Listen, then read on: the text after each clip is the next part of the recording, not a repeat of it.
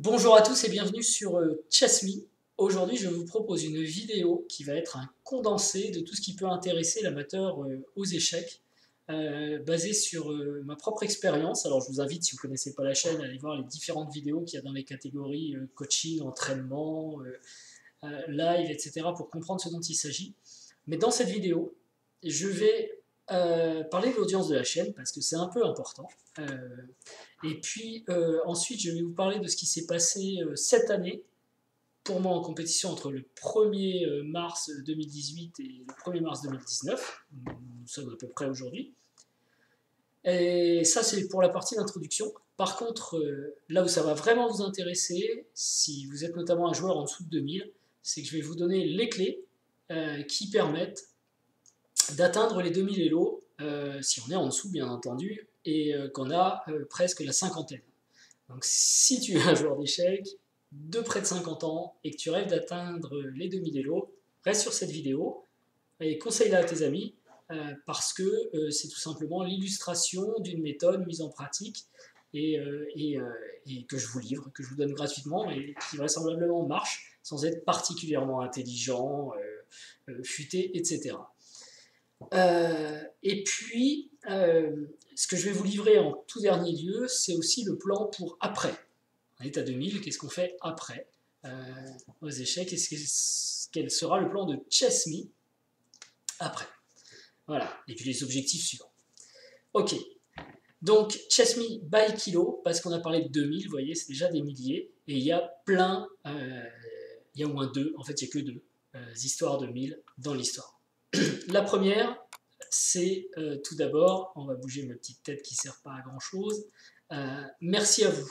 Merci à vous les abonnés, vous êtes 1000 aujourd'hui, en mars en tout cas 2019, et dès le 14 février je crois d'ailleurs, c'est pas la Saint-Valentin, j'ai reçu ce mail, voilà, ouais, 14 février, un mail de YouTube qui me disait « This is bananas, subscribe mail ». Alors en fait c'est un mail animé, ça clignote dans tous les sens, etc.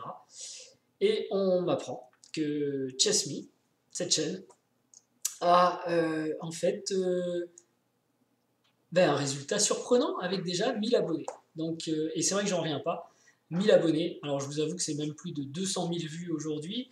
Alors, rien à voir avec mes stars françaises qui sont sur YouTube, je sais pas, Blitzstream, Luc Pitalier, mais je ne vais rien dire parce que je vais en oublier plein. Évidemment, il y a des chaînes qui ont beaucoup plus d'abonnés, mais cette chaîne YouTube a commencé il n'y a pas très longtemps, et puis surtout elle était quand même assez Chess.me centrique, c'est-à-dire que je vous racontais mon histoire, ce que j'allais faire, et je vous le racontais, j'en parlais aujourd'hui avec d'ailleurs un abonné que j'ai rencontré, c'est un vrai plaisir sur les tournois de vous rencontrer, vous devenez mes amis dans la vraie vie, et ça c'est grandiose. Et c'était d'abord une démarche d'engagement de ma part, de dire voilà ce que je fais, et pour pas renoncer, je vais le dire à tout le monde. Comme ça, je serai bien obligé de continuer.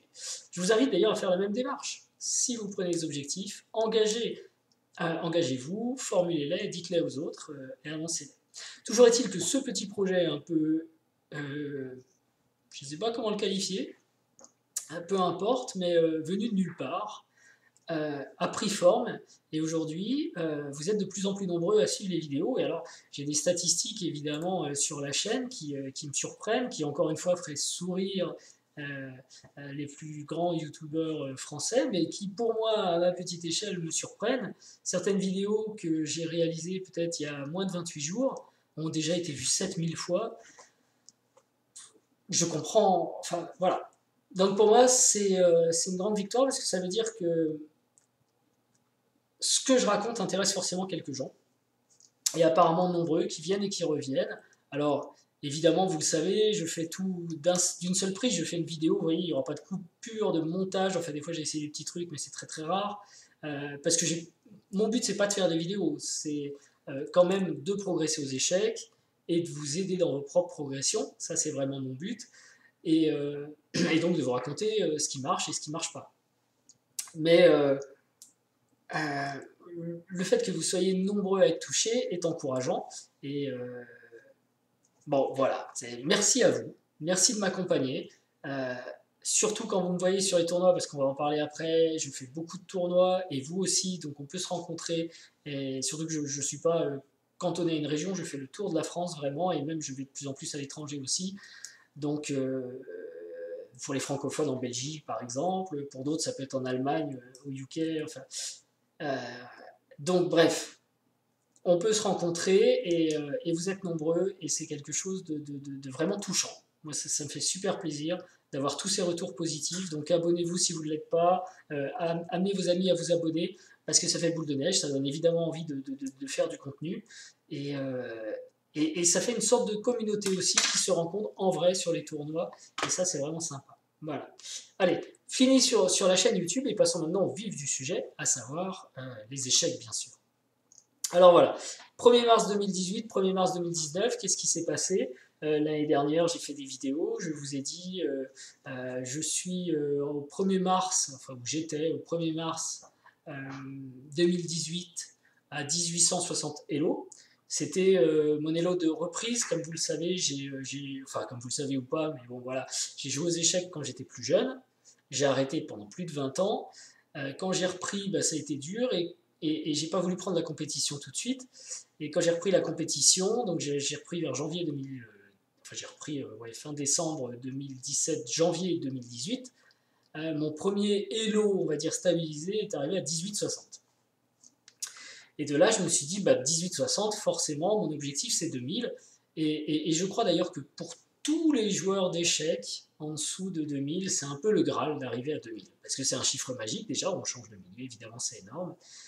Et, euh, et voilà. Alors, mais c'est un plancher aussi, il ne faut pas voir ça comme un plafond, c'est un plancher sur lequel on va pouvoir se poser et peut-être rebondir. Et donc, ben, j'avais pris cet objectif en début d'année, donc premier Elo à 18,60 en mars, et je ne vous cache pas que j'avais des petits doutes, notamment jusqu'au mois de juin à peu près, parce que mon classement fluctuait, ce qui est un peu naturel, et il n'augmentait pas vraiment. Et pour ceux qui ont suivi les vidéos, pendant l'été, juillet, août, notamment je parlais de l'Allemagne il y a 2 secondes, tournoi en Allemagne, il y a eu une sorte de déclic avec des performances qui ont passé les 2002 sur certains tournois. Et mon classement, et d'ailleurs le classement dont je vous parle là sur l'Allemagne n'était même pas un classement, un tournoi FIT, mais peu importe, mes résultats aussi en tournoi sont améliorés, et mon classement a commencé à monter très vite. Alors, ici, je voudrais dire quand même une chose, vous pouvez aussi être un jeune. Ces vidéos s'adressent aux vieux, aux gens qui approchent la quarantaine, la cinquantaine, et qui sont intéressés par progresser aux échecs. Vous autres, les jeunes, en dessous de 18 ans, vous avez beaucoup de chance, parce que vous avez un coefficient 40 au classement FIT qui vous permet de monter très vite, ce qui n'est pas notre cas, nous les vieux. Vous avez un cerveau qui imprègne très vite, ce qui n'est pas notre cas, nous les vieux. Vous avez une mémoire qui est juste une éponge qui demande à apprendre, ce qui n'est pas notre cas. Nous, on a appris tellement de choses qu'on finit par tout oublier. En plus, on prend des substances illicites en permanence, et donc ça aggrave la chose, vous voyez. On a du cholestérol, on a du diabète, on a des enfants comme vous qui nous embêtent, enfin bref. Pas moi d'ailleurs, moi mes enfants je les adore, ils sont formidables. Toujours est-il que, évidemment, gagner 100 points Elo pour un gamin, c'est juste de la rigolade. Ceux que je côtoie en ce moment dans les tournois que je fais, ils gagnent 300 points par an. Donc, toute chose étant... Enfin, je ne sais pas comment finir cette phrase, mais vous avez bien l'idée. Ici, on parle de gagner des points Elo quand on est vieux, bête, qu'on a un temps limité et que le cerveau est déjà plein d'autres choses. Voilà. Bête peut-être pas, mais... Donc effectivement, ces résultats n'ont rien de formidable. J'ai passé du temps et vous allez voir énormément de temps. Et d'ailleurs, au regard du temps que j'ai passé et du nombre de parties que j'ai jouées, c'est pas extraordinaire parce que gagner c'est 140 points, même 134 points, en un an, tout pile. M'a demandé quand même 140 parties, on va le voir après, ce que les joueurs de club qui ne font que les interclubs, on va dire, et un open, peuvent faire en 7 ans, vous voyez. Donc 140 points en 7 ans, c'est pas beaucoup. Il faut rapporter ça au nombre de parties. Hein. Donc j'ai joué énormément de parties pour en arriver là, et j'ai fait énormément d'entraînement, etc. Enfin, un peu un fêlé, vous qui me connaissez, vous le savez. Pour les autres, vous allez découvrir quand même que le monsieur, il n'est pas bien fier. Bref. Donc, toujours est-il que l'année n'était pas forcément super bien embarquée et que, du coup, après une sorte de déclic en juillet-août, ben forcément les classements suivants ont monté. Et alors, je suis très surpris parce que là je crois que ça n'a pas bougé en janvier, tout simplement parce que j'ai pas joué en décembre. Enfin, donc c'est de décembre à janvier. Il y a eu 0 partie, donc la partie molle que vous avez là, en fait, virtuellement n'existe pas, la ligne continue de monter. Et donc ça fait 1, 2, 3, 4, 5, 6 mois peut-être que mon classement monte tous les mois. Ce qui est étonnant. Alors, super, du coup, contrat rempli en 1 an alors que je ne m'y voyais pas du tout à m'y aller. Mais j'ai pas perdu espoir, j'ai continué à m'entraîner, j'ai continué à faire les tournois. Donc premier conseil, ne perdez jamais espoir, continuez à. Il faut persévérer. Ça peut marcher, c'est jamais sur un malentendu, mais là ça peut pas être un malentendu, 6 mois de croissance, c'est qu'il y a du progrès. Voilà, je ne peux pas dire, je pense que. Enfin non, je pense pas, c'est évident. Qu'est-ce que je peux dire d'autre là-dessus? Ben, je suis content. Euh, et quand on est content, on se relâche un peu, donc il n'est pas exclu qu'il y ait une petite baisse, mais voilà, vu la tendance, je pense que ça va pouvoir continuer à progresser. Alors maintenant, 2000, donc je disais tout à l'heure, chiffre magique, effectivement, je crois que ça représente 3% des joueurs d'échecs dans le monde, donc c'est pas un truc phénoménal, c'est juste totalement banal, mais pour les joueurs d'échecs qui sont en dessous, ben, c'est quand même dans leur entrée dans le top 3%, ça fait toujours plaisir, sachant que monter plus haut après, c'est rentrer dans les 2 ou 1% des joueurs d'échecs dans le monde. Donc c'est pas mal. Voilà. Alors, qu'est-ce que je peux dire là-dessus, disais-je? Je crois que je peux cliquer, voilà. Donc c'était mon objectif 2000 feeds que je vous avais annoncé en début d'année. Vous pouvez consulter les vidéos, c'est écrit, il est atteint. Sachant que quand même, je vais nuancer, le classement Elo, c'est un effet. L'objectif, c'est pas forcément de gagner du Elo, c'est de progresser. Et quand on progresse, forcément, le classement Elo suit. Donc il faut nuancer ça. Alors évidemment, aux échecs, on a une note qui est un classement Elo, qui est la sanction des résultats en compétition, qui est bien pratique pour faire ce genre de graphique. Mais en réalité, le but, c'est quand même ce qu'il y a dans la tête qui permet de faire évoluer cette ligne. Donc mon vrai objectif dans l'année, c'était de progresser en améliorant les ouvertures, la psychologie, etc. Enfin, je vais vous montrer tout ça, ça vient, les clés pour progresser arrivent, mais pour moi, pour vous. Mais voilà, après, sanctionné par un chiffre pour dire voilà, j'ai un objectif numérique. Et c'était l'objectif. Alors, du coup, pour vous, qui êtes comme moi, pour tous ceux qui se demandent encore s'il est possible de progresser à la cinquantaine, la réponse est vraisemblablement oui. Enfin, moi, personnellement, j'ai 48 ans. Donc, j'ai fait ça entre 47 et 48 ans. Mais par contre, alors là, je suis juste en train de vous lire ce que je vous ai écrit, mais il ne faut pas faire semblant. Qu'est-ce que ça veut dire, ça? Il ne faut pas faire semblant. Et voilà. Pour faire ça sur une année, je peux vous assurer, je donnais l'exemple des jeunes, ça va les faire rire, parce qu'ils progressent tellement vite sans même se poser de questions. Petite anecdote, je viens de participer à un tournoi où sur 8 parties, puisqu'il y avait 9 rondes, j'ai rencontré malheureusement un joueur forfait à un moment, donc sur 8 parties, j'ai rencontré 7 jeunes qui avaient tous entre 10 et 17 ans, et qui gagnent tous entre 100 et 300 points Elo par an. Donc voilà. C'est un autre monde, les jeunes, ça progresse plus vite. La jeunesse va plus vite, n'essayez pas de les rattraper. Mais les vieux, ça peut progresser, par contre, il ne faut pas faire semblant. C'est-à-dire que pour faire ça, moi j'ai quand même... Alors, je ne suis pas le plus talentueux, on est d'accord, peut-être que vous irez beaucoup plus vite avec beaucoup moins. Mais voilà les faits. J'ai joué 20 tournois pour faire ça. 20 tournois, il faut les placer quand même. Je vous rappelle qu'il y a 56 semaines dans l'année, donc 20 tournois, ça veut dire que vous êtes en tournoi une fois sur deux, et puis pendant 2 mois, vous partez, pendant un mois, vous êtes en vacances en famille. Mais c'est vraiment une semaine sur deux, vous êtes en tournoi quand même. À peu près. Surtout que... Oui, enfin bref. Parfois les tournois peuvent durer plus d'une semaine. 139 parties. 139 parties en France, c'est possible. On peut faire 139 parties homologuées. 40 défaites. Il faut être prêt à perdre beaucoup. Beaucoup. 40 défaites, je peux vous assurer qu'il faut les prendre. Ça fait mal au bide. Alors évidemment, comptez pas sur la chance. Hein. Personnellement, j'ai un super pourcentage de réussite, presque 80% de réussite avec les blancs, mais j'ai eu les blancs 67 fois et les noirs 72 fois. Ça veut dire que dans la majorité des tournois, vu qu'il y a toujours un nombre de parties impaires, j'ai toujours eu les noirs en premier, les noirs en dernier, genre, je sais pas, moi sur un synchrone, 3 fois les noirs, 2 fois les blancs. Presque systématique. Au début ça énerve, après on se dit ok c'est normal. Et après on se dit plus rien d'ailleurs, et si un jour on commence par les blancs, on se dit waouh, qu'est-ce qui se passe aujourd'hui? Donc voilà, ce que je veux dire là c'est qu'il faut jouer énormément, et pas s'attendre à avoir de la chance. Vous n'aurez pas de chance, vous aurez toujours la pire des chances. Mais je sais, voilà, ce sera toujours les noirs. S'il y a un exempt, parce que j'ai perdu des parties au début, il sera pour moi. S'il y a un forfait, il sera pour moi. J'aurais fait 500 km pour arriver à un endroit où un mec n'est pas là sur l'échiquier en face.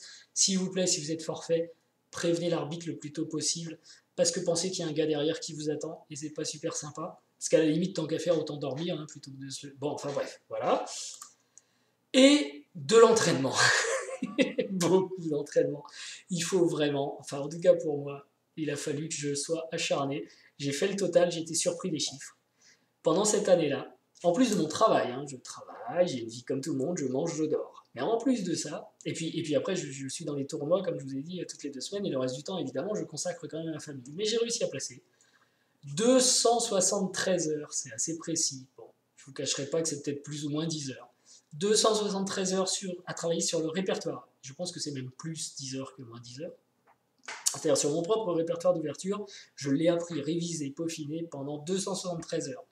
J'ai passé 255 heures à analyser mes parties ou des parties de grand maître. Ça, c'est pas tant que ça. Je pense qu'on peut même, mais bon, quand même, additionner aux 273 heures sur le répertoire.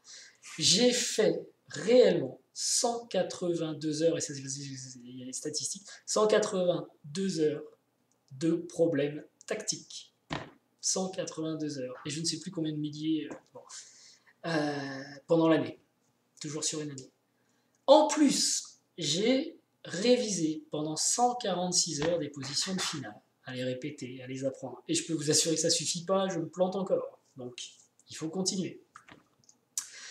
Et comme si tout cela ne suffisait pas, donc j'ai fait 510 heures, 511 heures de jeu, c'est-à-dire devant l'échiquier, dont 350 heures en compétition, donc des parties à me battre contre les autres. J'ai passé 350 heures devant un échiquier contre un homme qui est devenu un ami. D'ailleurs, il y a cette partie, j'en parlais aujourd'hui avec, avec Christophe, bref, qui va sûrement regarder cette vidéo. Ce qui est formidable aux échecs, c'est que quand vous asseyez devant l'échiquier, vous avez presque un ennemi en face. Il y a de la tension. Enfin, moi, j'ai passé ce cap, mais souvent, il y a l'adversaire qui est un peu énervé. Et à la fin de la partie, vous avez un ami, parce que vous avez échangé, vous avez mêlé vos neurones, vous avez créé quelque chose ensemble, et vous avez un ami. Et ça, il n'y a que le jeu d'échecs qui fait ça. Vous prenez deux personnes qui ne s'aiment pas, et normalement, enfin dans 99,9% des cas, en sortant de l'échiquier, ils sont potes. Quoi. C'est grandiose. Ils ne se connaissaient pas, ils ne s'appréciaient pas, ils voulaient juste se détruire, et à la fin, ils s'apprécient un peu plus. C'est pacifiste comme jeu, en fait. C'est formidable. Bref. 350 heures en compétition, et aussi, parce qu'il n'y avait pas que la compétition, au moins 160 heures, je dis bien au moins parce qu'à mon avis j'en ai fait plus, à faire des parties lentes sur échiquier à la maison contre des gens sur internet. Donc pour ça, je fais des parties lentes pour pouvoir bouger sur un échiquier, mais poser devant l'échiquier. Voilà. Et évidemment 220 heures de sport, parce que je vous l'ai dit, c'est important de garder la forme, la ligne. Vous avez 50 ans, si vous avez des objectifs, enfin 40, 50 ans, si vous avez des objectifs, il faut aussi de l'énergie. Et je vais l'aborder un peu plus tard dans la vidéo, quand je vais vous parler des clés pour passer les 2000 à 50 ans. L'énergie est une clé aussi. Il faut beaucoup d'énergie. Et il n'y a pas 36 solutions pour avoir de la bonne énergie. Alors ça, je vous l'ai dit pour rigoler, en fait, pour moi, c'est la récompense après un tournoi, etc., pour me détendre. Mais en réalité, il faut bien manger, il faut manger sainement, il faut pas boire trop d'alcool, il faut limiter et il faut essayer de faire de l'exercice. Il ne s'agit pas de devenir un champion de natation, mais aller marcher, courir un petit peu, faire du vélo, se bouger. Préférer prendre les escaliers à l'escalator, ce genre de choses. Voilà, il faut de l'énergie, il faut regarder, hein, voilà, je suis un peu en excité, il faut la pêche. Quoi. Voilà, c'est important. Ok, donc tout ça pour dire, progresser c'est possible, mais ça a un prix. Et il faut en avoir conscience quand on a passé un certain âge. Et quand on n'est pas un génie des échecs, juste avec du travail. Donc il va falloir consommer du travail pour obtenir des résultats. Et d'ailleurs, il ne faut pas espérer avoir de grands résultats avec peu d'investissement. Surtout pas dans ce domaine-là, mais je pense dans aucun. Surtout que là, c'est un domaine... Enfin, domaine compétitif signifie que vous avez quelqu'un en face. Si vous faites moins que cette personne, il y a peu de chances quand même que vous puissiez avoir de meilleurs résultats que cette personne. Donc voilà, investissement nécessaire quand même, et avec les années qui passent. Mais résultat, franchement, motivant. Voilà. Et sincèrement, si j'ai fait ça et que je fais une vidéo là-dessus, c'est pas pour dire waouh, vous avez vu comme je suis bien. C'est pour dire c'est possible.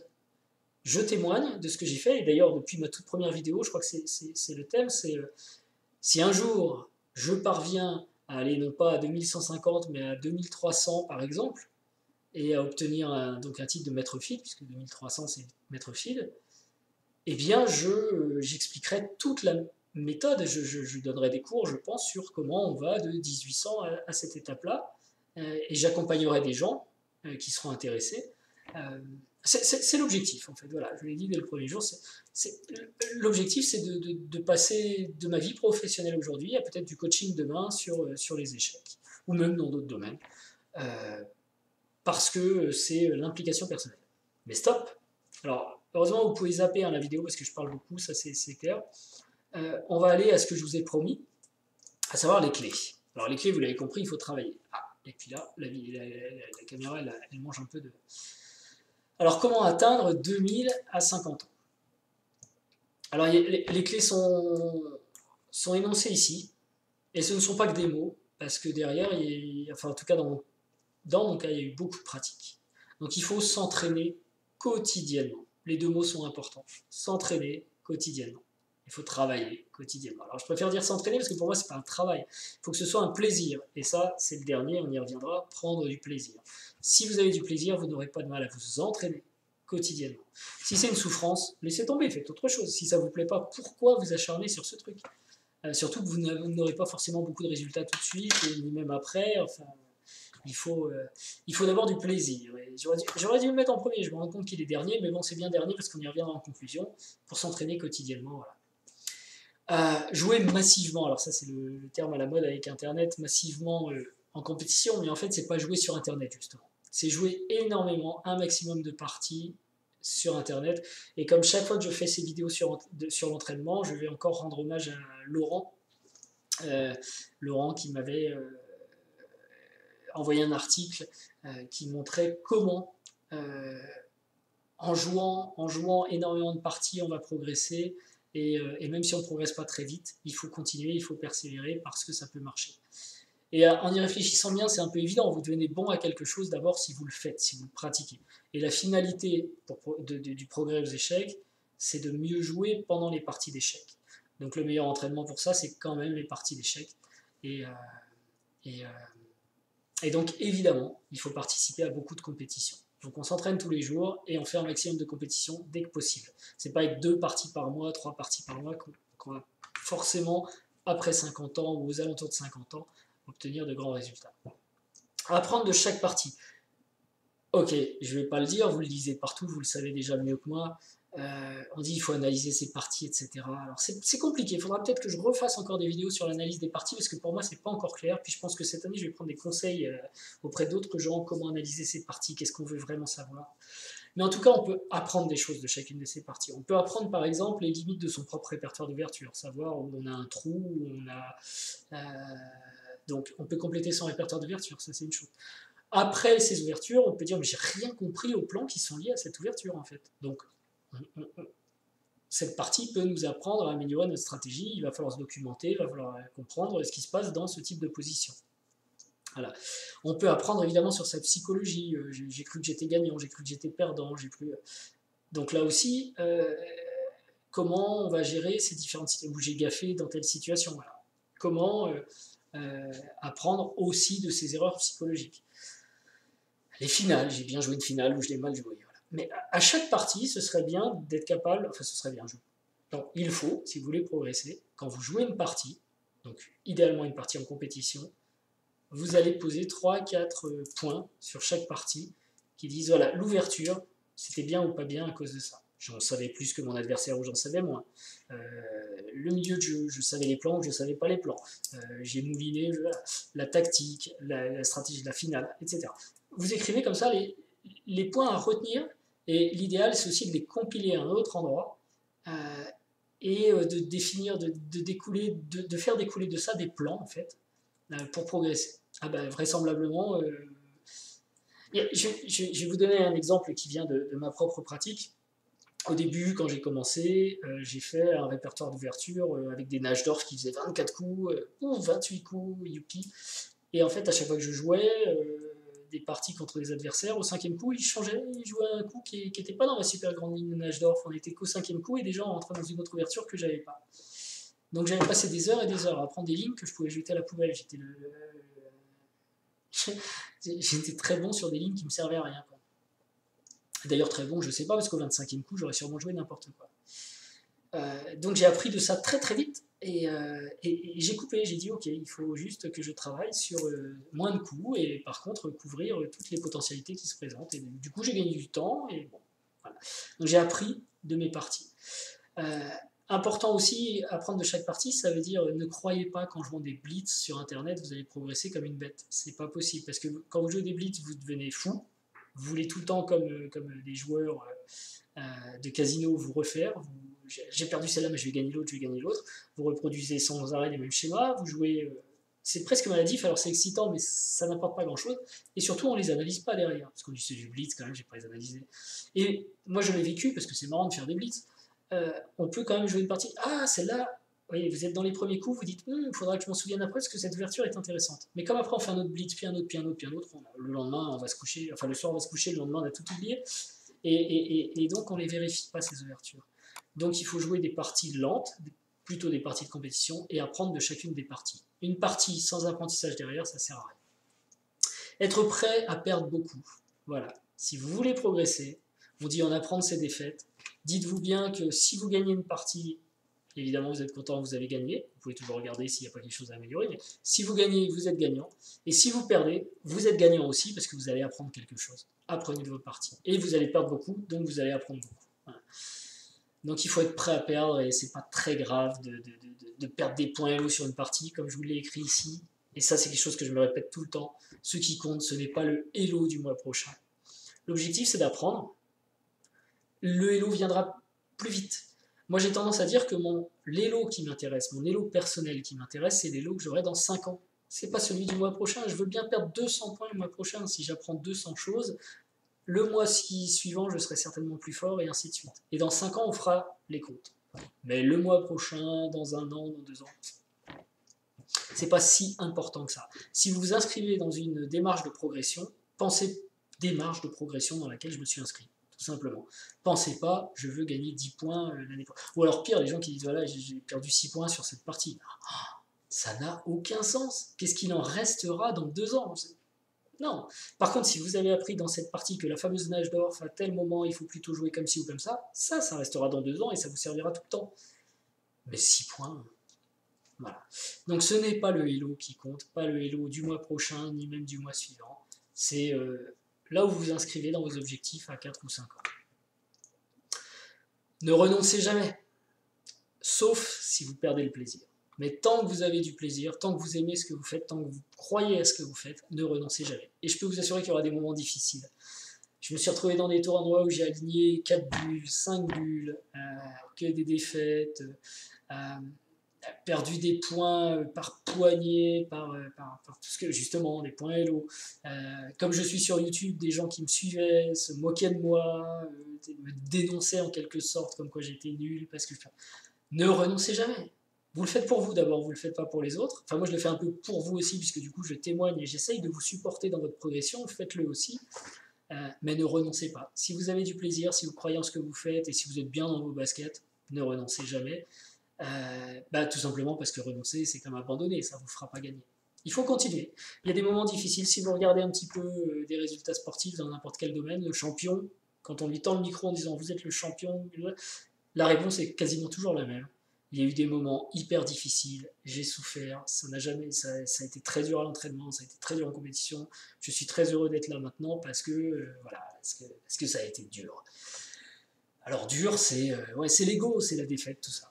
On ne renonce pas, on continue, ça fait partie du jeu. Ah oui, la caméra est inversée, je brosse mes cheveux à l'envers. Bon, on s'en moque. Alors en clair, comme je vous dis en dessous, vous avez l'exemple là. La passion dans la vie, c'est ce qui fait avancer.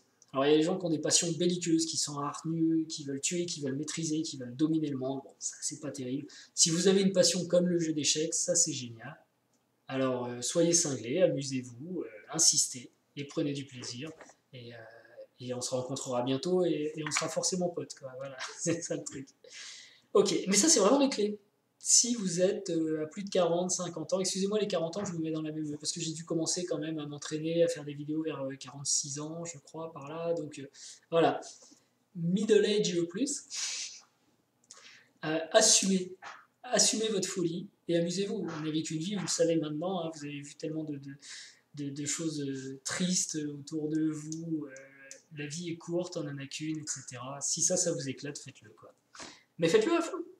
Et peut-être vous aurez des résultats.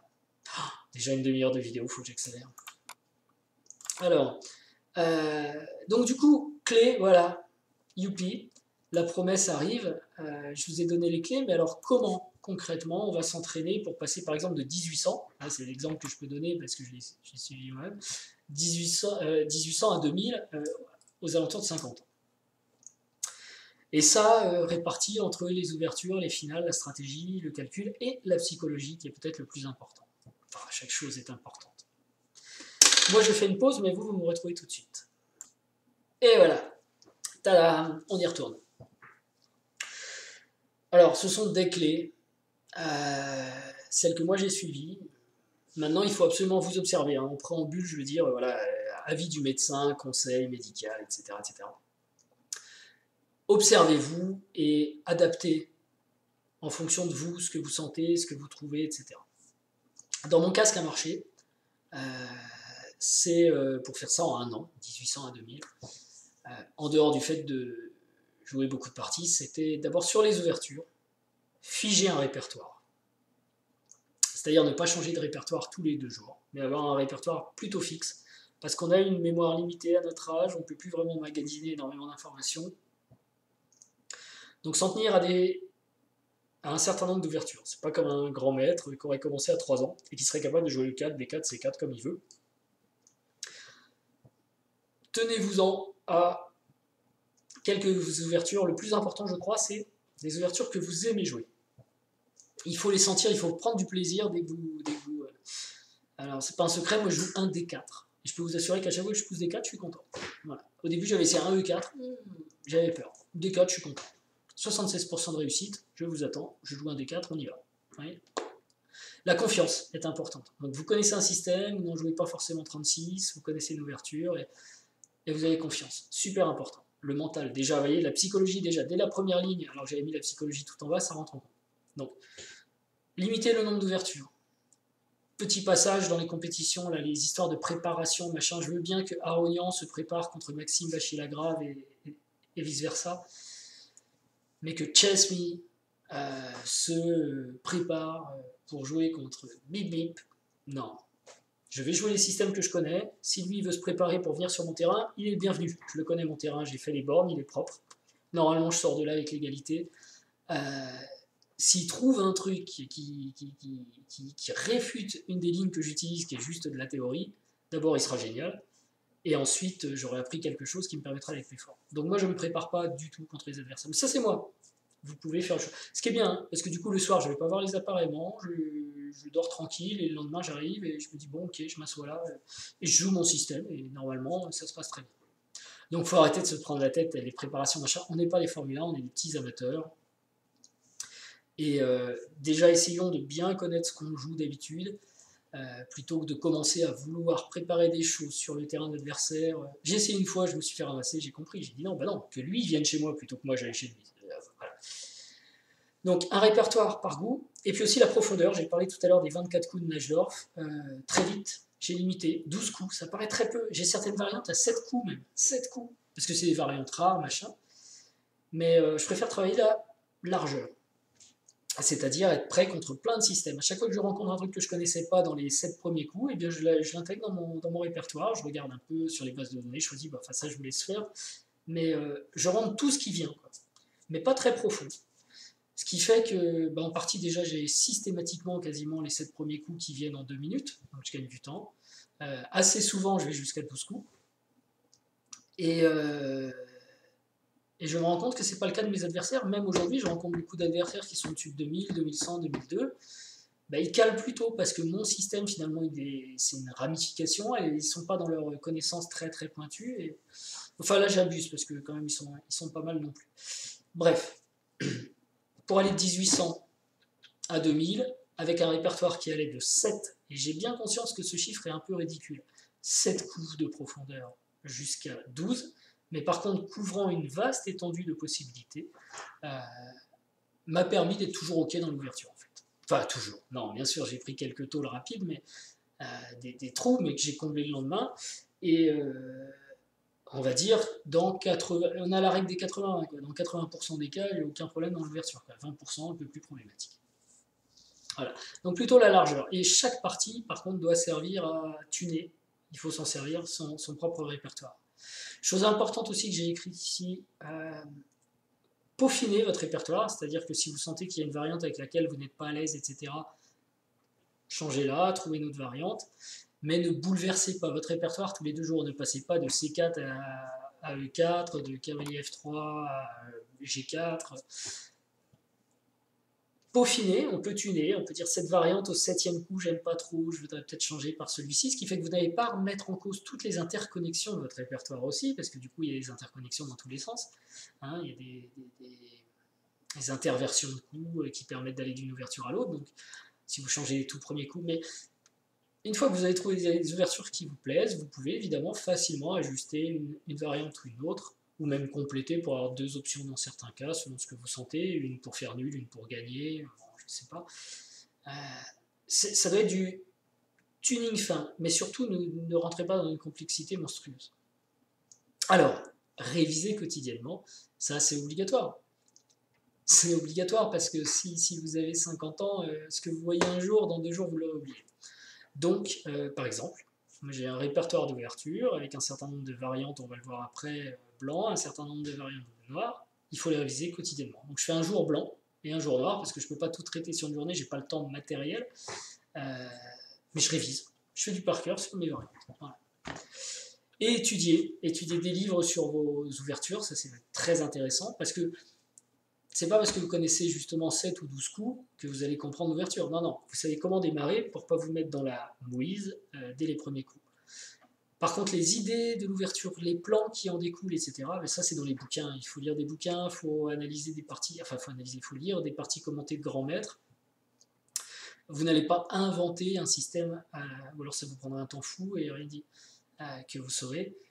Et si vous réalisez qu'en fait à 1800 vous arrivez devant des positions au sortir de votre répertoire d'ouverture sur lesquelles vous avez quelques connaissances mais où vous ne savez pas exactement quoi faire, essayez de comprendre que ces mêmes positions existent dans des livres, elles sont analysées en détail, on vous dit quels sont les plans à mener, ce qui ne marche pas, on vous donne des parties exemples pour l'illustrer, et ça ce sont des grands maîtres, des génies, des gens qui ne sont pas comme moi, ou comme vous peut-être, qui ont essayé d'inventer le bon plan. Non, non, en fait, il y en a, ils existent, ils sont répertoriés, et, allez juste les consulter, quoi. C'est formidable, c'est là, il suffit d'acheter le bouquin sur votre ouverture favorite, et vous allez trouver toutes les idées dedans. Alors évidemment, il y a 500 variantes et tout, l'étude est fastidieuse, et vous aurez oublié les 3/4 un mois après, mais 3 jours après, mais une idée, une image, un plan, le cavalier de Schlechter, un truc comme ça, vous voyez, ça vous allez vous en souvenir. Et d'ailleurs, quand vous voyez une idée géniale, essayez de lui donner un nom, de la trouver pour pouvoir y faire référence ensuite, et à chaque fois que vous verrez cette position arriver dans votre propre partie, ah, c'est le cavalier de machin, c'est la manœuvre du fou de truc, vous savez quelle est l'idée. Super important. Étudier. Les échecs s'étudient. C'est pas une science infuse, c'est pas quelque chose qu'on peut maîtriser comme ça. Même les jeunes qui progressent très vite, encore une fois, c'est parce qu'ils ont des prédispositions et parce que ce sont des machines à apprendre, les gamins, évidemment. Mais personne n'est génial au jour 1. Il faut quand même commencer par la base et apprendre un petit peu. Voilà. Donc étudiez. Si vous n'étudiez pas, vous n'apprendrez rien. Si vous pensez que vous allez tout découvrir par vous-même parce que vous êtes suffisamment intelligent, on va rejoindre aussi encore le dernier point de la psychologie. C'est un peu malhonnête comme démarche. On a tous besoin d'apprendre et il faut admettre qu'il y a des gens plus intelligents qui peuvent nous expliquer comment ça marche.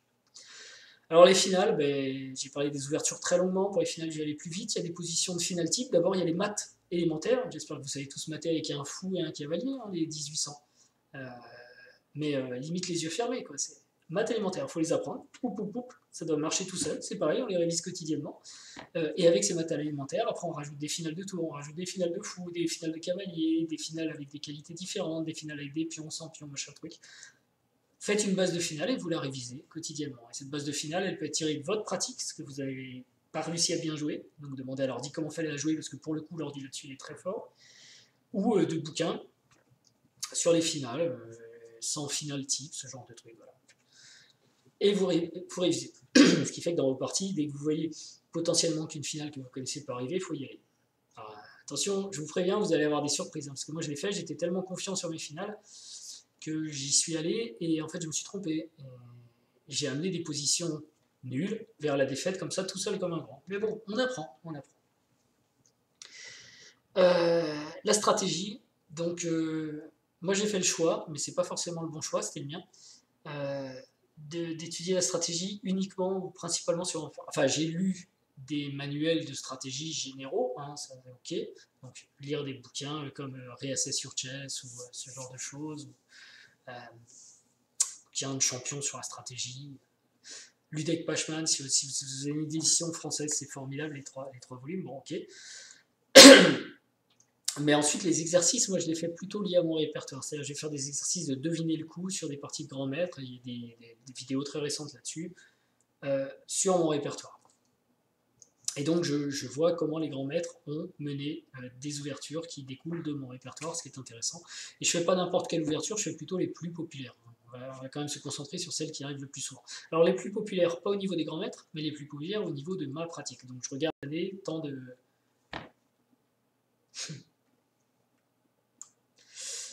issu de ma pratique. Donc voilà, le temps de partie, jouer sur telle ouverture, etc. Évidemment, lire donc les manuels et visionner aussi. Répéter. Vous regardez, vous prenez toutes les parties récentes ou moins récentes, d'ailleurs, peu importe, découlant de votre répertoire, et puis vous les lancez sur votre tablette comme une appli sur la télé, comme un film à la télé, et vous les regardez dans le train, métro, dans votre lit, je sais pas. Très bon exercice aussi. Visionner des parties. Et vous voyez des choses qui reviennent. Parce qu'on n'a pas le temps de faire du deviner le coup surtout, évidemment. Hein. Deviner le coup sur une partie, vous allez peut-être y passer 1 heure. Visionner les parties à 2-3 secondes, en mode play, vous les regardez. Vous voyez des choses qui reviennent. Si vous les avez bien triées par ouverture, c'est assez intéressant. Calcul, alors évidemment, faire résoudre des problèmes quotidiennement, ça c'est... Ce qui est important, c'est que ce soit quotidien. Faites des problèmes quotidiennement, etc. Tous les jours, il faut aucune excuse, il faut, je sais pas, quand on est dans le train, quand on est dans les transports, si c'est pas possible, vous n'allez pas au transport, prenez un téléphone, mettez une appli avec des problèmes dessus, vous les résolvez aux toilettes, vous allez bien aux toilettes 2-3 fois par jour, si c'est au travail, vous prenez 5 minutes de plus, vous voyez, résolvez les problèmes tous les jours. Je pense que voilà, c'est ce que j'ai fait. Cette mécanique est importante et il faut que ce soit quotidien. C'est pas une fois de temps en temps, c'est tous les jours. Paf. Et la psychologie. Alors ça, la psychologie, c'est le truc le plus énorme. C'est ce qui peut vous apporter le plus. Alors la psychologie aux jeux d'échecs, c'est un truc qui fait mal. Le truc important, c'est que, et je l'ai écrit là, vous n'êtes pas qui vous voulez être. On s'imagine tous un soi très très fort. Vous n'êtes pas qui vous voulez être. Ça, c'est vachement important. Vous êtes quelqu'un d'autre. Et vous n'êtes pas non plus qui vous croyez être, parce qu'on veut être quelqu'un ou on croit être quelqu'un, c'est deux choses différentes. Vous n'êtes pas non plus qui vous croyez être. Et ça, c'est les échecs qui vous le disent. Vous êtes quelqu'un que vous ne connaissez pas. Quand je dis vous êtes quelqu'un, c'est par rapport à votre comportement en stress dans une partie d'échecs. Et ça, vous allez le découvrir avec beaucoup de pratique. Il faut faire beaucoup de tournois, beaucoup de parties de compétition, voir comment on est en side note, voir comment on se comporte quand on attaque, voir comment on se comporte quand on a l'avantage, voir comment on se comporte quand on est en défense, voir comment on se comporte quand on est très agressé. Et ben, on n'est pas du tout... Enfin, on ne sait pas qui on est en fait. Et là, il va falloir objectivement être capable de s'analyser, se comprendre, et se dire, alors dans telle situation, je me comporte comme ça, c'est plutôt positif, c'est plutôt négatif, par rapport au résultat, hein, je veux dire, d'échec. Donc il faut que je corrige ce comportement. Et ça, c'est ultra important.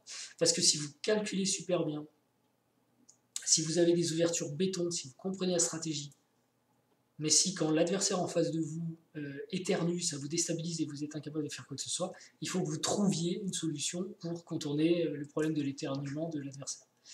Alors évidemment, là c'est une caricature, mais ça va marcher avec la pendule, ça va marcher avec les attaques de maths, ça va marcher avec je sais pas quoi. Voilà, il faut que vous découvriez comment vous vous comportez, ce qui ne va pas dans votre comportement par rapport au résultat que vous espérez atteindre, et que vous le corrigez. Et plus vous êtes vieux, j'ai tendance à dire, plus c'est difficile. Parce que c'est lié à des habitudes qui sont de longue date dans votre vie, c'est votre façon de réagir face à l'agression finalement. L'agression, elle va être sur l'échiquier, elle va être sur la pendule, ce sont des agressions. Vous avez développé des systèmes de défense qui vous ont amené jusqu'à 50 ans dans la vie en étant pleinement heureux, etc. Donc ces systèmes de défense, ça va être très très dur d'échanger.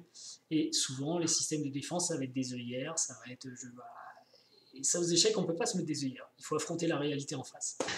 Et quand on dit ça, on peut dire, mais non, moi je ne mets pas d'œillères, moi je suis un homme, je affronte la réalité en face. Mais en fait, non. Vous allez voir, c'est pas si... Non, non, non, non. On est tous faibles et face à la difficulté, on a beaucoup de mal, très souvent, à avoir une bonne réaction. La bonne réaction qui serait une réaction cartésienne aux échecs, voilà, je comprends le problème, je sais ce qu'il faut faire, et vous allez voir. Ça, c'est dur. C'est dur à trouver, mais c'est dur à trouver, c'est dur de l'admettre, en fait. Vous n'êtes pas qui vous voulez être, certainement pas. Vous n'êtes pas ce super-héros que vous voulez être, et vous n'êtes pas qui vous croyez être. Alors moi, je le dis, hein, je ne suis pas qui je veux être, et je ne suis pas qui je crois être. Et je travaille aux échecs à comprendre qui je suis dans le monde des échecs, parce qu'on ne va pas aller au-delà. Voilà, psychologie, ultra important. Donc s'auto-analyser, essayer de se corriger, et les signaux d'alerte. Voir du coup dans quelle situation on s'est mal comporté avant, et être capable de repérer quand cette situation se représente pour se corriger tout simplement. Et donc tout ça, c'est admettre ses faiblesses, effectivement. C'est pas facile, c'est vraiment pas facile. Parce qu'en plus, on n'a pas les faiblesses qu'on croit. Parce qu'on a les faiblesses qu'on voudrait bien admettre, mais nos vraies faiblesses sont ailleurs, et elles sont... Voilà, c'est de la psychologie, quoi. Et là, je pense, enfin, sur mon année, 1800 à 2000, je peux vous dire que c'est sur ce plan-là que j'ai découvert le plus de clés.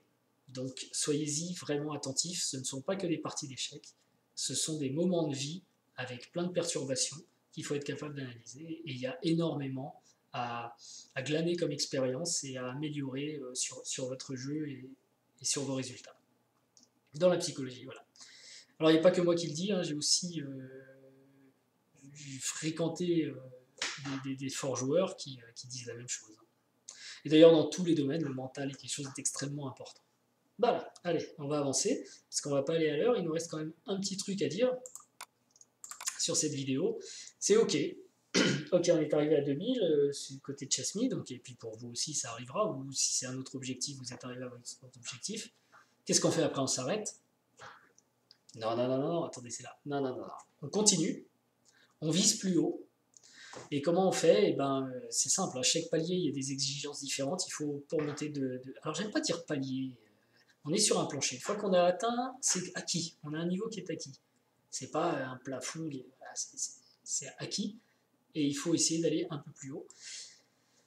Donc là, il va falloir s'entraîner plus et s'entraîner mieux.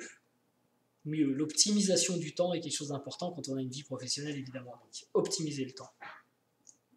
En compétition aussi, trouver des adversaires plus forts. Parce que les victoires faciles, au bout d'un moment, ont plus d'intérêt. Et alors, il ne faut pas reporter ça avec les petites vidéos que je fais où je discute en jouant avec les internautes. Ça, c'est pour jouer, c'est pas l'entraînement, c'est pas la compétition. Là, je vous parle de vraie compétition, quoi, la boxe. Rencontrer des adversaires de plus en plus forts, c'est important. Et puis, trouver de bons conseils et supports. Ce qu'on n'a pas tous en nous d'ailleurs, c'est pas toujours facile d'aller tendre la main vers l'autre et de lui demander son aide. Encore une fois, quand on est un homme qui gère bien sa vie, qui n'a pas de problème particulier, aller voir l'autre en disant j'ai besoin d'aide, c'est pas forcément facile à faire. Mais c'est un moyen de passer des étapes. Et puis, il y a des gens qui ont de l'expérience et qui sont super bons conseils, quoi. Donc, il suffit de pousser des portes pour se rendre compte qu'on aurait dû le faire bien avant, quoi. Donc, prochain objectif, moi je suis à 2000, alors si on reste sur la notion numérique, ce sera 2100, le prochain objectif, l'année prochaine, enfin cette année, enfin dans un an. Même si je ne suis pas sûr d'aller aussi vite en progression, peu importe, on fixe une ligne et puis après on voit comment on avance. Donc ce sera tout pareil, mais en mieux. Il faudra tout faire en mieux. Et le but, évidemment, il n'est pas numérique, c'est pas vraiment 2100, c'est d'apprendre plus. Donc pour apprendre plus, eh bien, il faut travailler plus, hein, tout simplement. Donc les compétitions, ben, il faudra des compétitions plus difficiles, c'est-à-dire que j'ai fait beaucoup d'open de moins de 2200 parce que c'est très facile, il y en a plein tous les week-ends, donc c'est facile à trouver. Je vais aller plus sur des open internationaux ou des open A, vous savez, plus de 1900, plus de 1800, plus de machin, pour rencontrer des adversaires plus forts. Donc j'ai commencé, ça se passe moyennement, mais voilà, c'est un nouveau rythme à prendre. Hein. Une fois que je serai enclenché, ça ira mieux. Mais voilà, il faut toujours être prêt à perdre beaucoup, parce que bah, du coup, je vais rencontrer plus fort, donc je vais perdre à nouveau beaucoup. Donc on progresse, mais toujours dans la douleur, quoi, en quelque sorte. C'est ça l'idée.